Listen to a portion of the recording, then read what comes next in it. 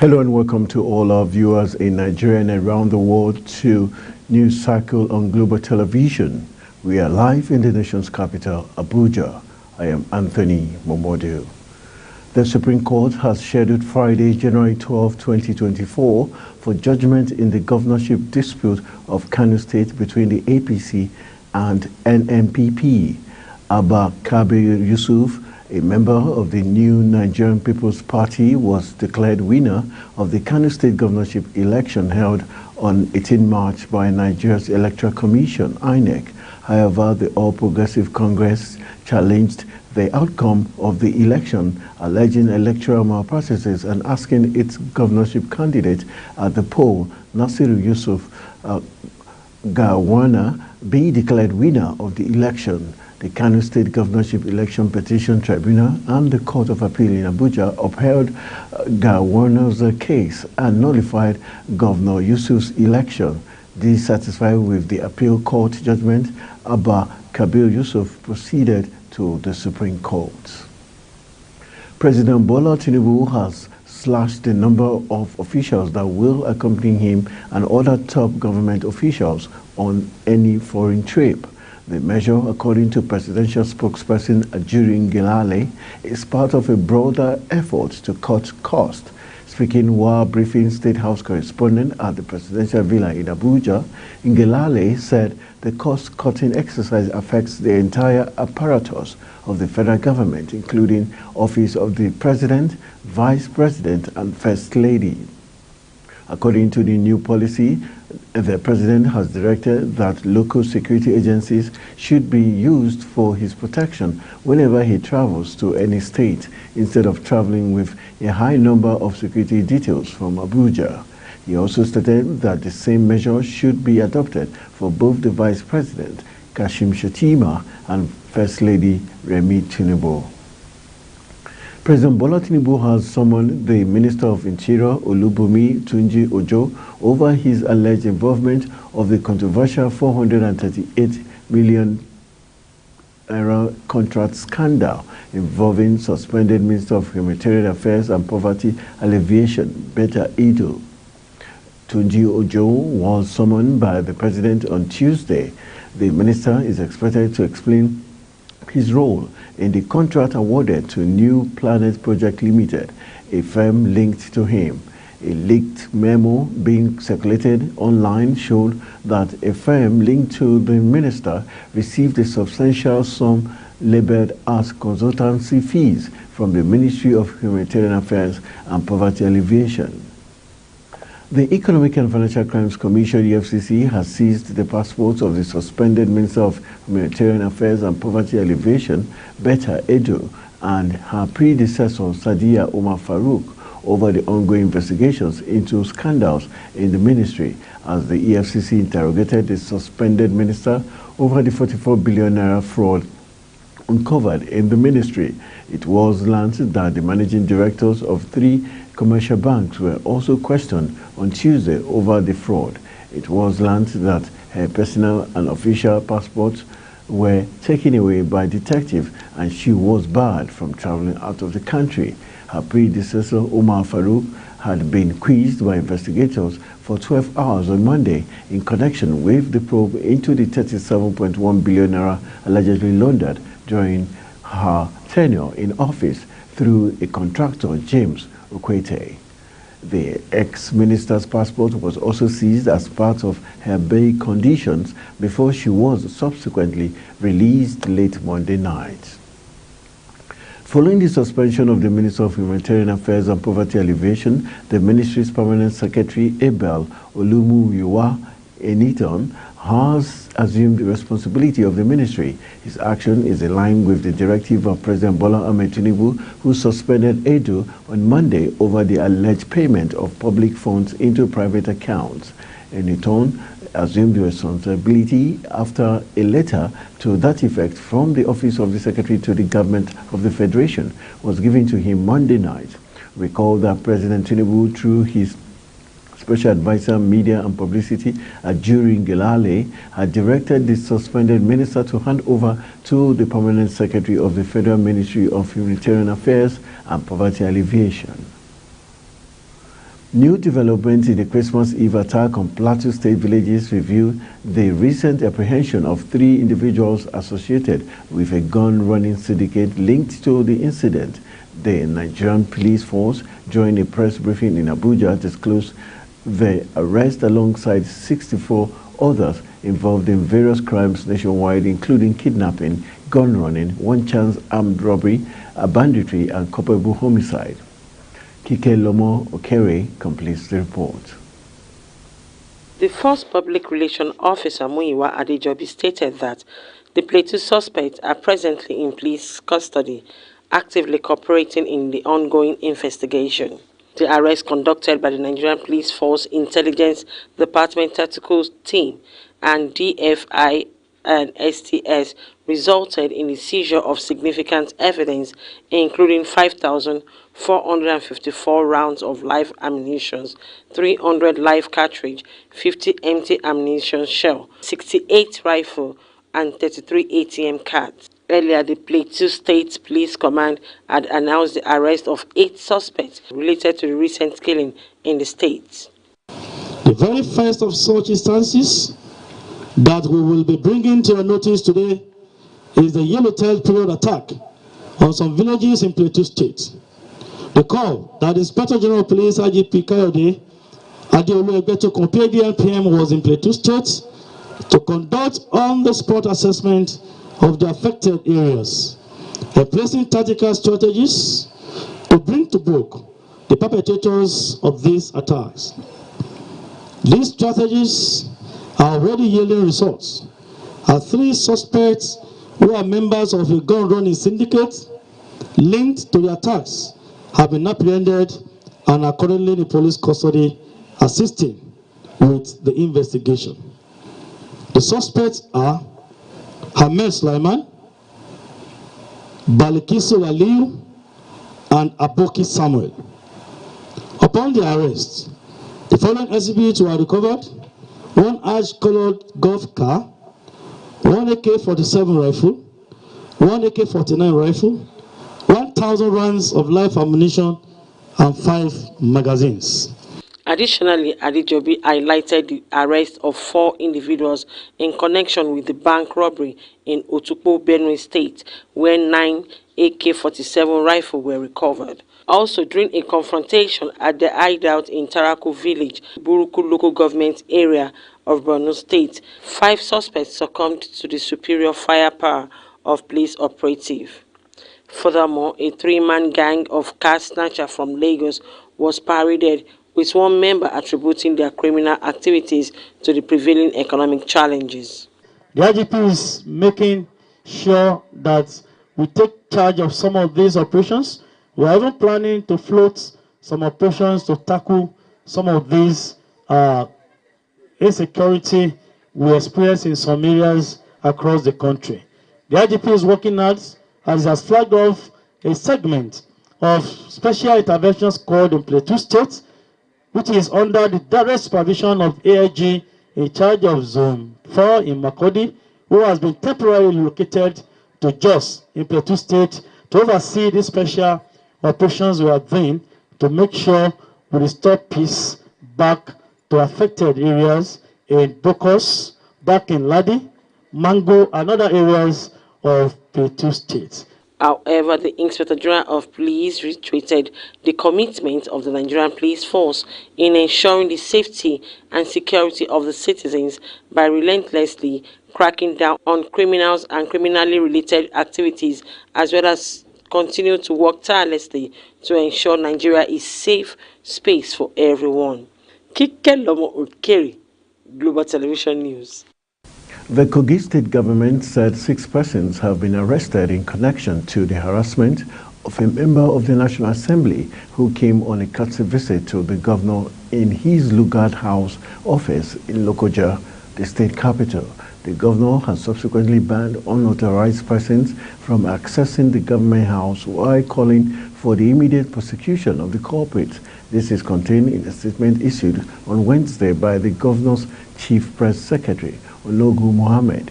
The governor charged security agencies to investigate the issue thoroughly and ensure that the offenders face the full wrath of the law.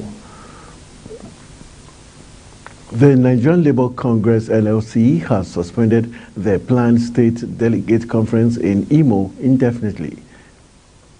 NLC General Secretary Iman Ogbuaja made the announcement on Wednesday in Abuja in a statement addressed to all the Congress affiliates. Ogbuaja said the suspension of the conference in Imo was due to unforeseen circumstances in the state. The Congress had earlier informed all that the conference was scheduled to be held on January 10 in 3 states. The state councils under the leadership of the caretaker committees include Abia, Imo, and Osun states. The divisional police officer of Gowon Estate Division in Lagos State has been removed for allegedly detaining a lawyer who was seeking justice for his client. The command's public relations officer, SP Benjamin Hundeyin, confirmed the removal of the state in a statement on today. According to Hundeyin, the Commissioner of Police, Lagos State Command, Adegoke Fayode, ordered the immediate removal of the officer from the division. The CP had earlier ordered a thorough investigation into the matter upon receipt of the publication. The Lagos-based lawyer Olumide Sunupe was hospitalized after detention by the police. And moving to Bauchi, Bauchi State Government has solicited support from the Tertiary Education Trust Fund for its state-owned institutions to train technical manpower in the agriculture, oil and gas and other fields critical to national development. The state governor, Bala Mohammed, who made the appeal during a visit of TETFund in Abuja, stressed the importance of human capital development in confronting any other issues. A statement released by the fund on Wednesday quoted Mohammed, noting that the state requires support for its newly established College of Education, technical as well as intervention in vocational training, where artisans, craftsmen, bricklayers and welders will be trained. Lagos State Governor Babajide Sanwo-Olu has urged the men's football team, the Super Eagles, to win the upcoming Total Energies CAF African Cup of Nations tournament, stating that the triumph of the Super Eagles would bring soccer to the citizens. The governor noted that the victory would help reinvigorate the people who have had to face economic crisis, particularly the effect of the fuel subsidy removal. Sanwo-Olu also encouraged the players not to rest on their house, as it takes determination and team spirit to win competitions. The governor gave the charge when he hosted the team to a special dinner at the Lagos House Marina before the team's departure to Côte d'Ivoire for the AFCON tournament, which is slated to commence on Saturday, January 13. The Federal High Court in Abuja has declared Senator Samuel Anyanwu as the valid National Secretary of the People's Democratic Party, delivering the judgment. Justice Enya Eko of the court made an order of injunction restraining the national leadership and any other person as acting National Secretary when Anyawu's 4-year tenure is still running and subsisting until December 9, 2025, in line with the party's constitution. Justice Eko also declared that any meeting held or resolution reached by the party to prematurely remove or prevent Anyanwu from exercising the powers of his office would be in violation of Article 47, subsection 1 of the PDP Constitution as amended in 2017, hence becomes null and void and of no effect. Chairman and Chief Executive Officer, National Drug Law Enforcement Agency, Brigadier General Mohammed Buba Marwa, retired, has said that the upgrade of the forensic laboratory of the agency by the United States Bureau International Narcotics and Law Enforcement Affairs will enhance operational standard and optimal performance of the NDLEA in its renewed fight against substance abuse and illicit drug trafficking.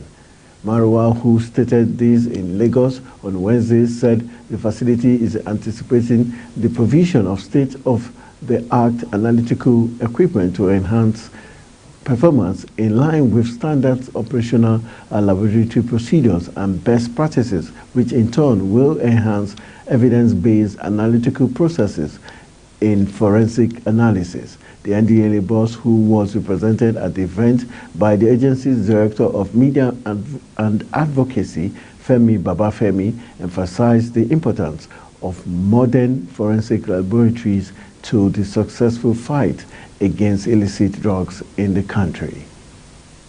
You're watching News Circle live from Nigeria's capital, Abuja. We are on StarTime channel 276. Kindly follow us on all social media platforms using at Global TV NG and other handles now showing on your screen. When the News Circle returns, Customs seized contrabands worth 10 billion naira in 2023. The news continues shortly with details of these and more stories right after this break. Please stay with us.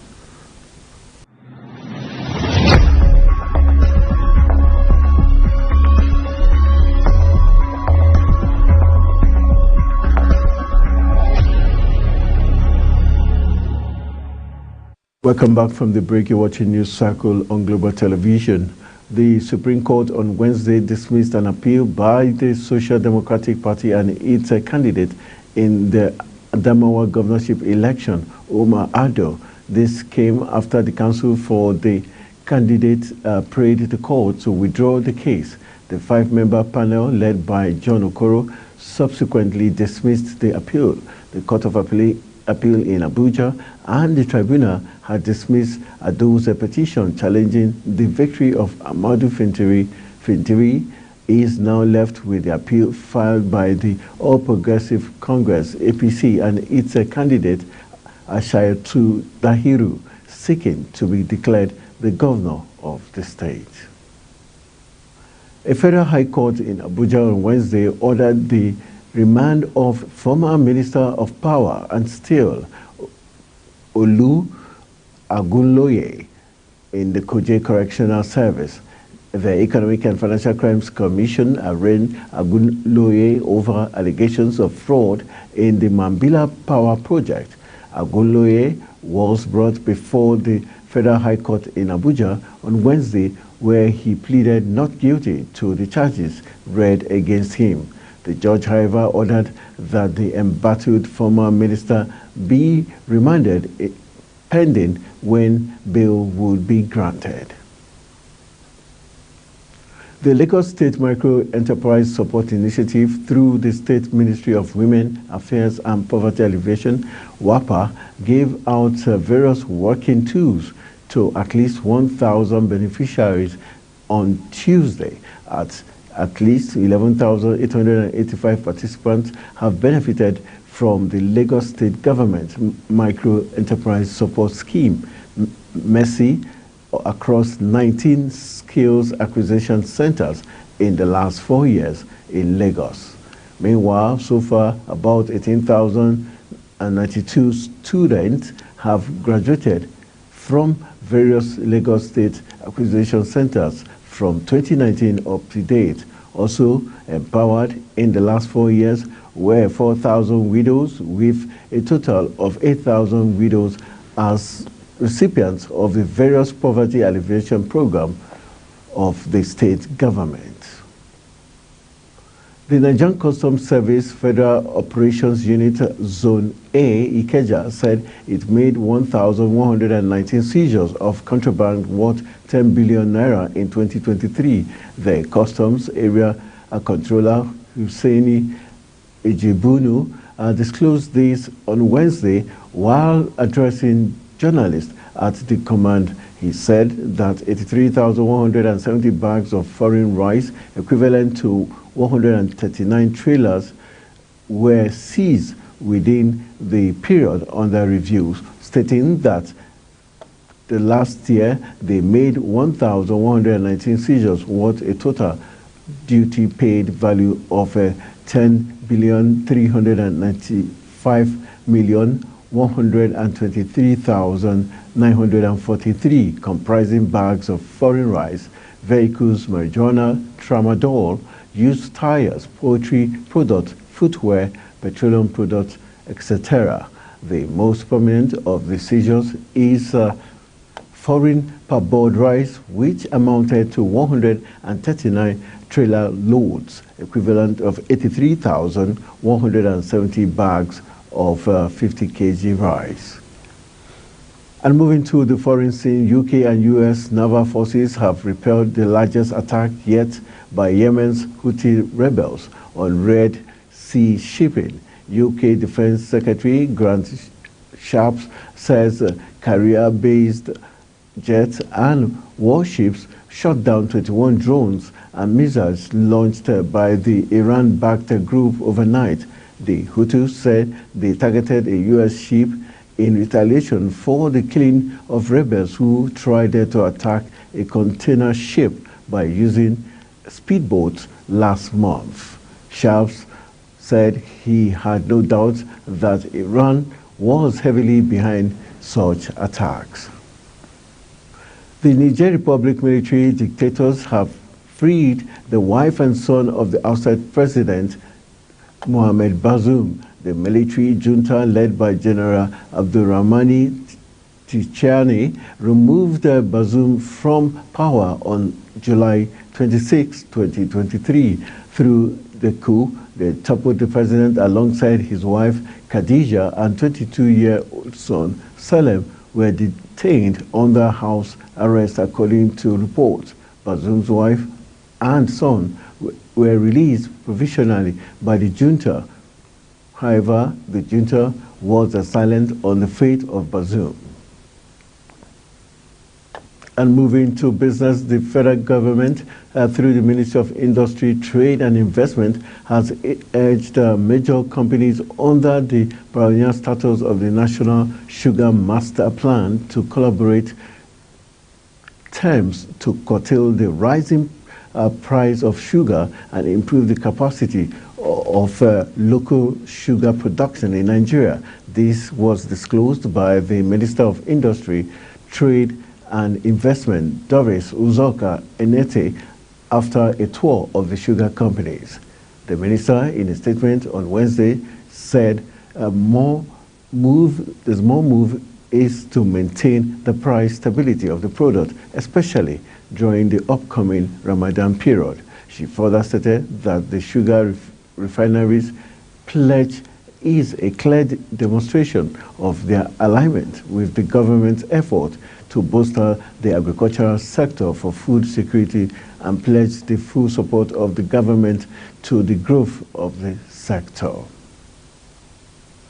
Chief of Naval Staff Vice Air Marshal Emmanuel Ogala has described the increase in daily oil production in the country from 700,000 barrels per day to 1.7 million barrels per day to the good job done by the officers and men of the Nigerian Navy in the oil-producing areas. Ogala, who